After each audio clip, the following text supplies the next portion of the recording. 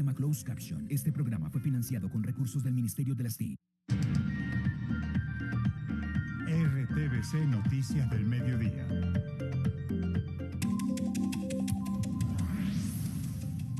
¿Qué tal? 12 en punto del mediodía. Mucha atención que hace pocos minutos el presidente Gustavo Petro pidió una reunión de urgencia para definir las acciones entre las que se contemplará la derogación del decreto del cese al fuego con el ELN. Luisa Barberi, usted tiene más detalles.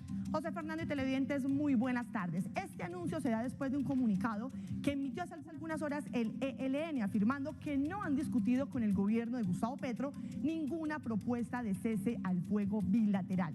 Es por eso que el presidente convocó al ministro del Interior, el alto comisionado para la paz y el ministro de Defensa a una reunión extraordinaria para evaluar y tomar decisiones entre las que se contempla la derogación del decreto y la retoma de acciones y operaciones militares contra el ELN. El desarrollo y ampliación de esta noticia en minutos. Por el momento los dejo con nuestros titulares de más noticias nacionales y del mundo en nuestra emisión del mediodía.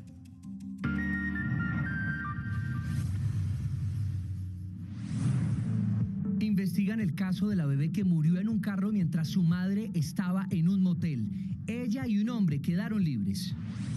Consultamos a un experto para saber qué podría pasar judicialmente con los dos adultos. Primera hipótesis, la niña murió por inhalación de gases. Atención, el ELN dice que el cese al fuego bilateral anunciado por el gobierno es una propuesta para ser analizada. Cese al fuego será independiente con cada organización criminal, dice el comisionado de paz. En posibles diálogos, cada organización tendrá un tratamiento especial. Indepaz analizó y dice que regiones vivirán un alivio humanitario por el cese con las organizaciones criminales. Asesinado líder social en Tumaco, tenía 16 años, pertenecía a la comunidad indígena Agua. Distrito revisa restricción al parrillero en Bogotá. La Secretaría de Seguridad asegura que la medida ha servido para reducir la criminalidad. Una mujer dio a luz en un potrero y sin asistencia médica. En el lugar faltan vías para el traslado a un hospital. El horror de la guerra. Descubren cámaras de tortura usadas por ejército ruso en Ucrania. El cuerpo del Papa Benedicto XVI sigue en cámara ardiente. Sigue la diosa Pelé. Hoy la caravana para despedirlo recorrió las calles de Sao Paulo. En deportes, Davis Vázquez ya se puso la camiseta del Milan de Italia. El arquero colombiano pasó las pruebas médicas. Y al cierre acompañaremos a los pastuzos en sus festejos. Sigue el carnaval de negros y blancos.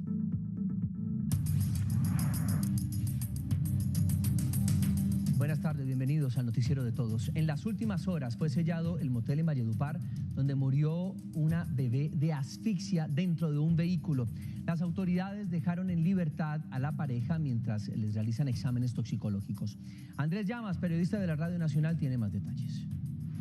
El secretario de Gobierno de Valledupar, Felipe Murgas, fue el encargado de anunciar la sanción que se le ha aplicado a este establecimiento y también dijo que fue llamado a una audiencia el administrador del motel. En donde se realiza un sellamiento preventivo por 5 días a este sitio y se cita la audiencia al administrador del motel con un solo fin. Tenemos que hacer claridad al respecto. Nosotros no somos un ente investigativo, solamente estamos imponiendo una sanción policiva. Es importante resaltar que esta investigación está liderada por el CTI de la Fiscalía para esclarecer los hechos que rodearon la muerte de esta bebé de 7 meses de nacida que fue abandonada al interior de un vehículo encendido mientras los padres estaban en la habitación de este motel. RTVC Noticias y Radio Nacional de Colombia conectados 24/7. 12:04 minutos del mediodía y ampliamos la información con la que iniciamos la decisión del presidente Gustavo Petro de evaluar el decreto del cese al fuego con la guerrilla del ELN tras el anuncio de los voceros de esa organización ilegal de examinar la propuesta hecha por el gobierno nacional. Luisa Barberi, ¿cuál fue la decisión y la reacción del presidente y qué fue lo que dijo el ELN?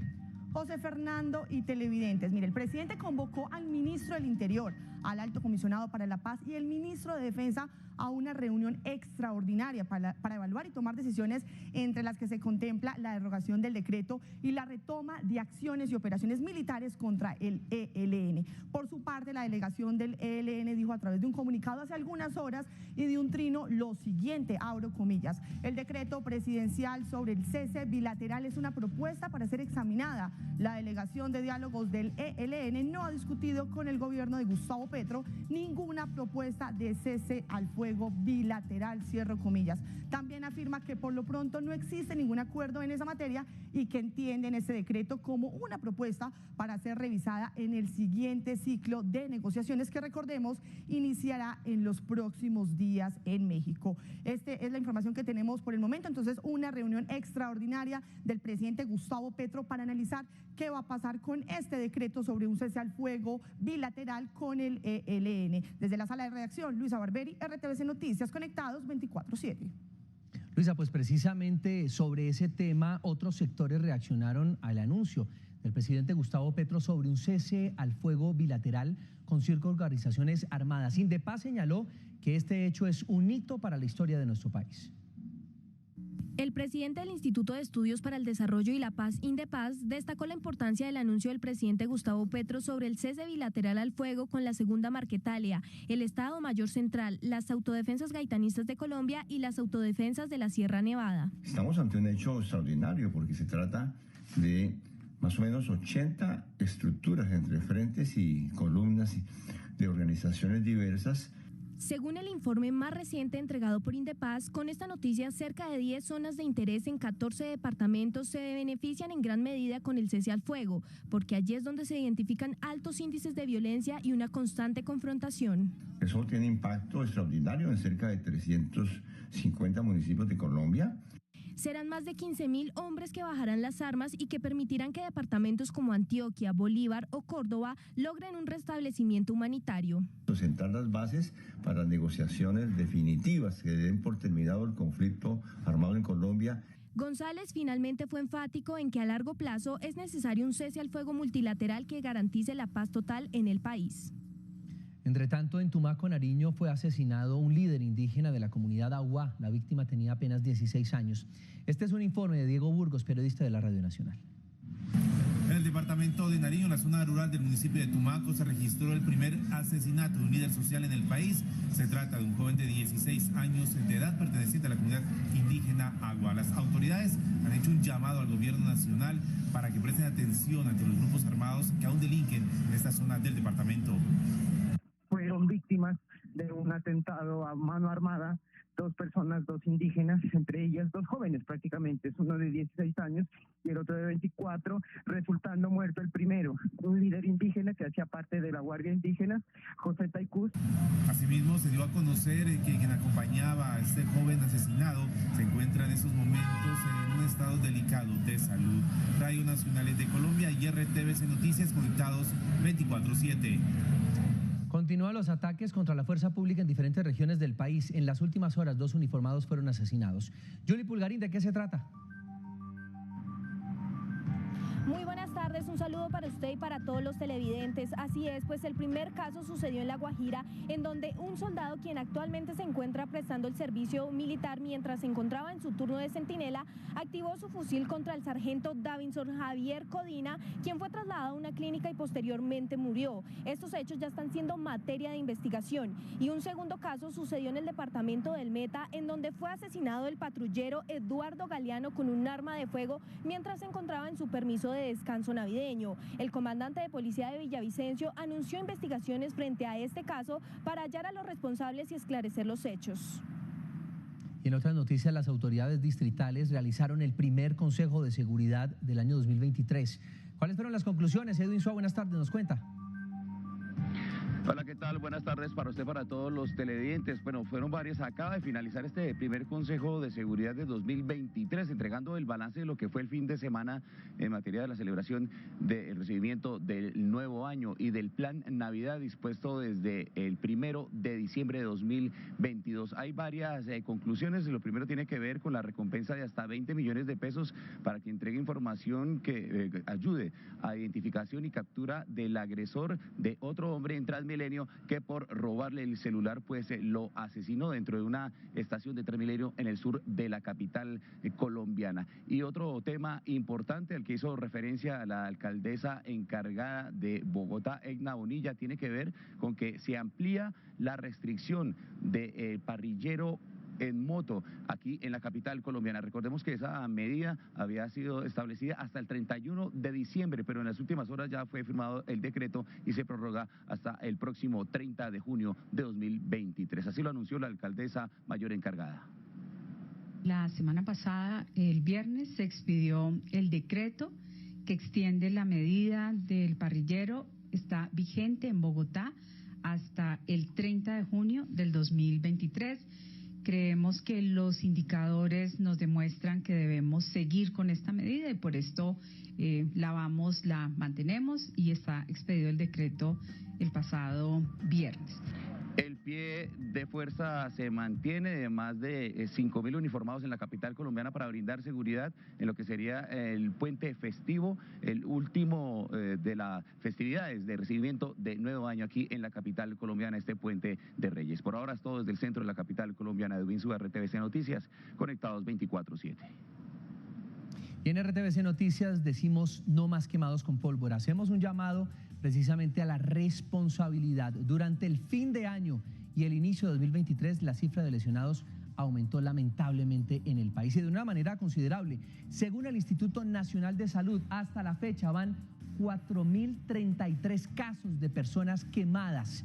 La cifra más preocupante se registra aquí en la capital del país con 1.967 casos. Antioquia, 1.160, en Cali, 330 casos, Cundinamarca 90 casos, Santander 80 casos y Barranquilla con 60 casos. Por supuesto, el llamado del sistema de medios públicos es a la prevención para evitar que aumente este número de personas lesionadas.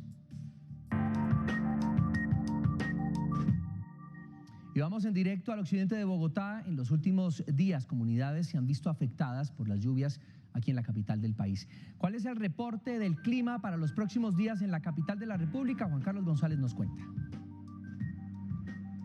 Compañeros televidentes, muy buenas tardes. Pues en los últimos días se han registrado fuertes lluvias en algunas zonas específicas, según indicó el IDEAN, especialmente en Bogotá, el eje cafetero, también sector como la Orinoquía. Son los puntos donde más se han registrado lluvias esporádicas, según indica el IDEAN. Durante el mes de enero es uno de los meses más secos que tiene el año. También indicó que ya hay alerta roja, especialmente en zonas de la costa y Arauca, por posibles que se puedan presentar más bien incendios forestales. Es el llamado a que las personas obviamente cuiden los entornos ambientales y no se registren esta clase de hechos, al igual como también pasó en la localidad de San Cristóbal debido a las fuertes granizadas y lluvias que colapsó un techo. Esto indicó la Oficina de Pronósticos y Alertas del IDEAN.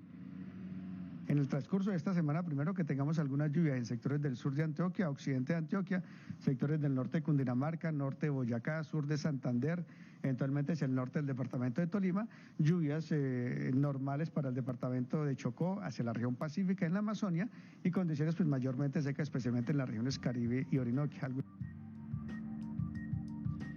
Según el IDEAN, en los próximos días se pueden presentar tiempo seco y esta medida se podría extender hasta el mes de febrero. No se descartan lluvias esporádicas, especialmente en los sectores de Boyacá y Cundinamarca, que son los departamentos que han más registrado días lluviosos en los últimos días. Desde el occidente de Bogotá, especialmente en el centro del IDEAN, Juan Carlos González, RTVC Noticias, conectados 24/7.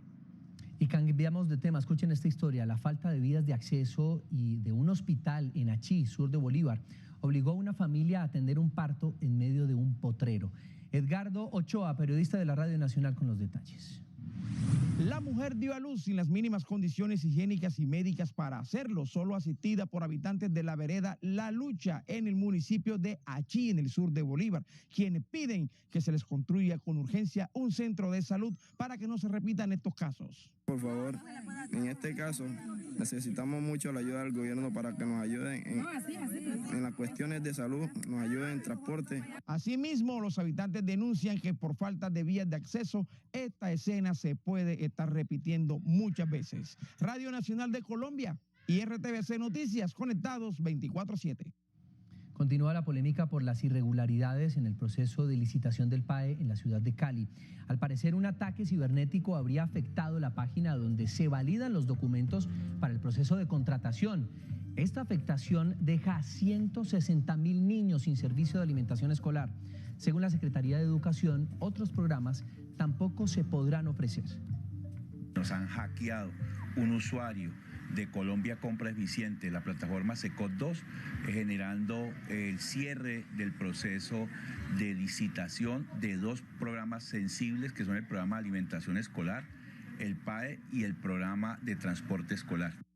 Más de 300.000 ciudadanos en distintas regiones del país interpusieron peticiones, quejas y reclamos ante la Superintendencia de Industria y Comercio en 2022. Los usuarios consideraron hubo vulneración de sus derechos en la prestación de servicios de salud, por ejemplo, en un 34%, servicios públicos en un 20% y por garantías ofrecidas en la compra de productos o servicios con un 16%. El mayor número de registros fue en las regiones andina, ojo, con más de 177.000 usuarios atendidos.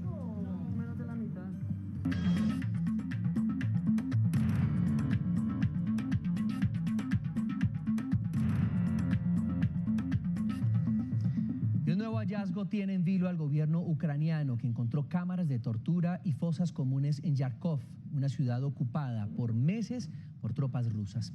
Asimismo, la ola de bombardeos en 10 asentamientos ya deja más de 10 víctimas. A cenizas quedó reducido el cuartel ruso ubicado en Makivka, Ucrania. Un bombardeo considerado como el más mortífero por parte de las tropas ucranianas desató la voracidad del Kremlin, que convirtió a los civiles en objetivos. Un hospital y una pista de hockey hacen parte de los 10 asentamientos que alcanzaron los proyectiles rusos. En la noche, como a la medianoche después del discurso del presidente, nuestro hospital comenzó a ser bombardeado. Fueron alrededor de 7 impactos en la planta baja y el segundo piso. El costo de 63 vidas, el número de bajas en las tropas rusas, desató el fuego indiscriminado en 8 regiones al este, norte y sur del país. Y quienes están al pie del cañón padecen el peso de la muerte de los civiles. Las condiciones son inhumanas, las batallas son duras, porque la artillería rusa está disparando constantemente. Hay un cansancio moral increíble, porque muchas veces se trata de luchadores que no descansan. Pero esta guerra ha desnudado los peores vejámenes del actuar humano. La ciudad de Yarkov refugia en sus calles 25 cámaras de tortura y fosas comunes que albergan 920 cuerpos, 25 de ellos de niños.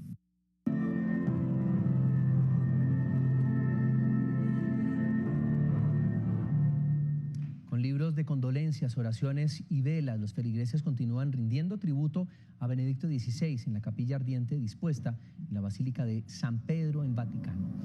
Como un acto de devoción y también de respeto, siguen llegando miles de creyentes a ver el cuerpo que estará expuesto hasta el día de mañana. El sepelio se realizará el próximo jueves a las 9:30 de la mañana, hora local.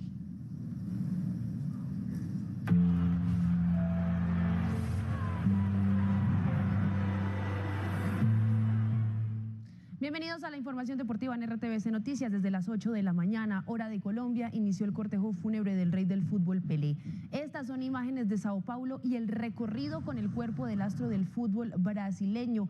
Miles de personas desde muy temprano iniciaron los preparativos y también el recorrido del cortejo fúnebre. Detrás formaron una caravana, estuvieron muy pendientes de lo que iba aconteciendo, acompañando también a la familia del crack. Ahí lo ven ustedes en este carro de bomberos que recorrió diferentes calles de Santos y de Sao Paulo, ahí muy cerquita estas dos ciudades, estas dos localidades, y por supuesto la gente despidiendo al número 10. A esta hora, 12:18 de la tarde, hora de Colombia, 2:18 en Sao Paulo, se lleva a cabo la ceremonia íntima y familiar en el cementerio memorial de la necrópolis ecuménica, donde Pelé descansará en paz, donde se encontrarán sus restos ya definitivamente. Allí es un cementerio vertical de más de 9 pisos, y él escogió el piso número 9 en honor a Don Diño, a su padre, que utilizaba ese dorsal mientras era jugador de fútbol.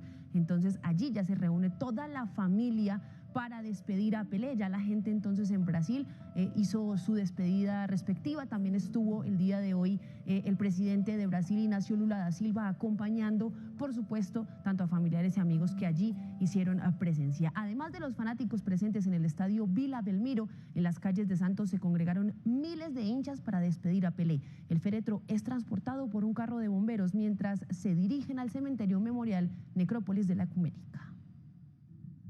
Las horas no importaron. A lo largo de la noche de lunes y la madrugada de este martes, padres e hijos, madres, abuelos y amigos fueron a despedir al ídolo del pueblo brasileño. Pero también al estilo del más profundo sentimiento.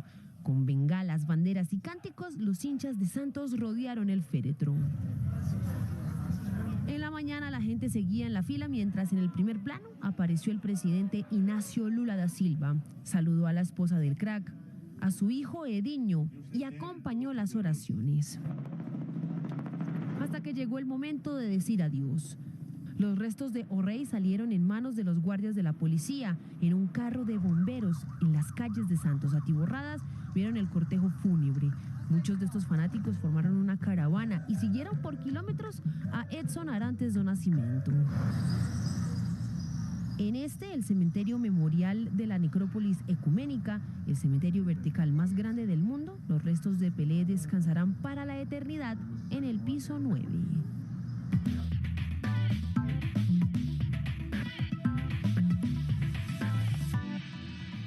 Iniciamos con gratas noticias para el fútbol colombiano, pues Davis Vázquez se convirtió en el sexto tricolor que vestirá la camiseta del AC Milan de Italia. El portero colombiano fue anunciado hoy como uno de los refuerzos del club rossoneri para lo que resta de la temporada 2022-2023 y por supuesto esperando que tenga chances más allá de lo que pueda ser la actuación del equipo en Copa y en la Liga de Italia.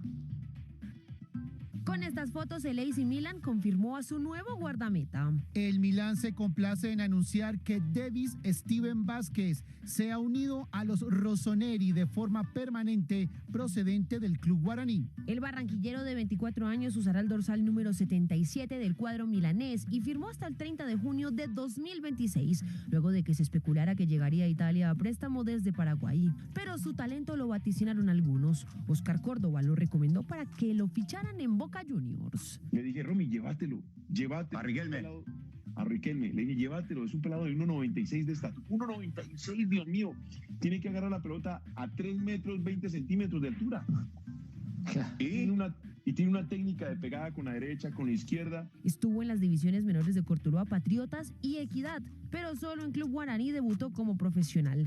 Muchos se preguntan por su origen, pero esto es más común en el fútbol de lo que se cree. El 90% no conocían al muchacho, pero como ya pasa al Milán, ahora sí todo el mundo seguramente que el pobre tendrá el teléfono de las llamadas y todo, pero ojalá desearle lo mejor, que pueda cumplir sus sueños. Por ahora el nuevo fichaje rossoneri es colombiano, mide 1,96 metros y su juventud es signo de recambio e ilusión para procesos de selección Colombia, pensando en las eliminatorias. Bueno, y ojalá Néstor Lorenzo lo tenga en su radar, pero hay que seguir hablando de fútbol con dos datos importantes. A esta hora, Cristiano Ronaldo es presentado en el Al Nassr de Arabia Saudí como nuevo jugador. Recordemos que ha fichado por 2 temporadas largas, va a ser el jugador mejor pago del mundo, más de 120 millones de euros. Y también hay una noticia de Lionel Messi, y es que ya hay acuerdo de palabra con el Paris Saint-Germain para su continuidad en el equipo francés. Pero toda esta información la vamos a tener en nuestra emisión central, así que muy conectados. Y del fútbol pasamos al fútbol americano, pues el jugador de los Buffalo Bills, Damar Hamlin, sigue en estado crítico e intubado luego de sufrir un infarto en el partido entre su equipo y los Cincinnati Bengals. El safety de los Bills realizó este tacleo que están viendo a continuación en el inicio del primer cuarto del juego de este lunes en la noche y tras ponerse de pie se desmayó. La NFL y los Bills confirmaron que el jugador sufrió un infarto tras la jugada, por lo que tuvo que recibir reanimación cardiopulmonar y ser trasladado al hospital más cercano. El partido fue suspendido y se espera un nuevo parte médico del jugador de 24 años en las próximas horas. Hasta aquí la información deportiva. Sigan conectados con el Noti de Todos.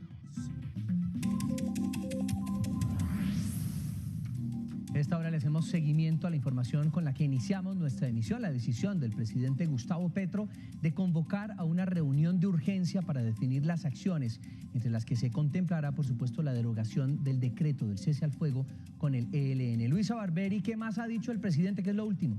Bueno, José Fernando y televidentes, yo les cuento que esta reunión se dará a las 2 de la tarde en la Casa de Nariño, donde recordemos va a asistir el ministro de Defensa, el alto comisionado para la paz y el ministro del Interior. Pero lo último es la reacción del jefe negociador del gobierno con el ELN en Venezuela, que es Oti Patiño, quien afirmó hace unos minutos: celebro la decisión del ELN de examinar los términos que hagan posible un acuerdo de cese al fuego en el próximo ciclo de diálogos. Tengo la seguridad de que nuestra fuerza pública estará a la altura del mandato constitucional que establece que la paz es un deber y un derecho de obligatorio cumplimiento y que su razón de ser es la defensa de las comunidades y la protección de quienes se acogen a este clamor de cese al fuego. Precisamente en estos momentos vamos en directo a la Casa de Nariño con nuestro compañero Edwin Súa, que se encuentra allí y tiene los detalles de esta reunión que citó el presidente Gustavo Petro de último minuto para analizar esta decisión de cese al fuego bilateral con el ELN. Edwin, buenas tardes. De Nariño, como usted le decía, pudimos establecer que sería esta reunión convocatoria de extraordinaria hacia las 2 de la tarde. Por ahora no hay movimiento aquí en los alrededores de Casa de Nariño, todo fluye con completa normalidad y se espera que luego que llegue los convocados, el ministro del Interior, el Ministerio de Justicia y el delegado de La Paz aquí a la Casa de Nariño a reunirse con el presidente Gustavo Petro, pues tomen decisiones frente a ese comunicado que lo hicimos saber oportunamente en nuestra emisión del mediodía. Nosotros pues continuaremos pendientes acá en la Casa de Nariño para cualquier movimiento y por supuesto informarlo a nuestros televidentes. Una noticia en desarrollo y estamos pendientes de cualquier suceso que ocurra para informarlo oportunamente. Claro que sí, atentos ahí en la Casa de Nariño. Muchas gracias, Edwin Suárez. Y también tenemos desarrollo con el caso de la bebé que murió en un vehículo mientras su mamá estaba en un motel. Consultamos a un abogado para saber qué cargos podría enfrentar la mamá. De acuerdo con las leyes nacionales, en este caso se podría acusar a los jóvenes padres por el delito de homicidio en calidad de culposo, es decir, que fue cometido sin intención o por imprudencia. La pena puede llegar a ser individual a cada uno de los sujetos, porque estaríamos hablando que estaríamos cerca de una pena de 48 meses de prisión. Para efectos prácticos, esto no constituye la detención una detención intramural. Sin embargo, dadas las primeras versiones de los testigos, podría ser un caso de un intento de suicidio colectivo, hecho que cambia la responsabilidad. Y el dolo eventual nos tipificaría el homicidio, netamente, que esto ya trae penas desde 18 años de prisión, pero en el entendido que es la menor, y además tratándose de un menor de edad, que la menor es hija de estos dos señores, pues la pena tiene que ser muchísimo más alto. Y acá en estos escenarios es donde hemos visto penas de hasta 60 años de prisión. Las primeras evidencias señalan que los papás de la menor de 7 meses la abandonaron en el vehículo que dejaron encendido. En estos momentos, la Fiscalía y las autoridades médico-forenses hacen la recolección de las evidencias para tomar las decisiones correspondientes frente a los responsables del caso.